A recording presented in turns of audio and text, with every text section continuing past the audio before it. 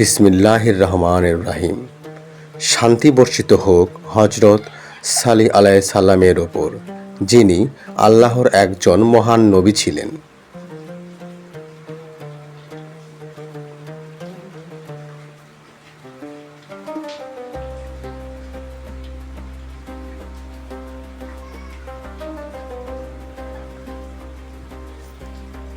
যাকে পাঠানো হয়েছিল আল্লাহর পক্ষ থেকে সামুদ জাতির কাছে। সামুদ জাতি ছিল সমৃদ্ধ, ধনী। পাহাড় কেটে তারা দালান বানাতো, কিন্তু তারা অহংকারে অন্ধ হয়ে আল্লাহকে অস্বীকার করত। হজরত সালি আলাইহিস সালাম তাদের একমাত্র আল্লাহর ইবাদত করতে বললেন, কিন্তু তারা বলল, তুমি যদি সত্যি নবী হও, প্রমাণ দেখাও।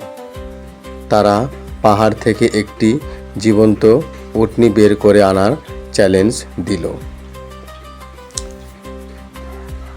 আল্লাহর ইচ্ছায় পাহাড় ফেটে এক বিশাল উটনি বেরিয়ে এলো।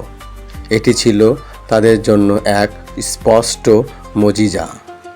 সালি আলাইহিস সালাম বললেন, এটা আল্লাহর উটনি, এর ক্ষতি করো না, না হলে শাস্তি নামবে। কিন্তু ধন সম্পদের অহংকারে তারা অন্ধ হয়ে গেল।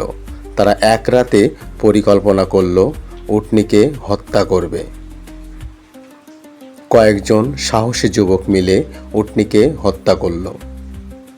সালি আলাইহিস সালাম বললেন, তোমরা 3 দিন সময় পাবে, তারপর আল্লাহর শাস্তি নামবে। 3 দিন পর আল্লাহর আযাব নেমে এলো। এক ভয়ঙ্কর শব্দ, এক প্রলয়ঙ্কর ভূমিকম্পে পুরো সামুদ জাতি ধ্বংস হয়ে গেল।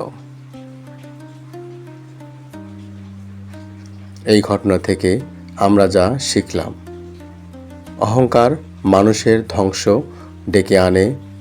আল্লাহর নিদর্শন ও নবীর সতর্কবাণীকে অবজ্ঞা করলে ফল হয় কঠিন। সম্পদ, ক্ষমতা, দালানকোঠা কিছুই কাজে আসে না যদি আল্লাহর ভয় না থাকে। আসুন আমরা হজরত সালিহ আলাইহিস সালাম এর শিক্ষা থেকে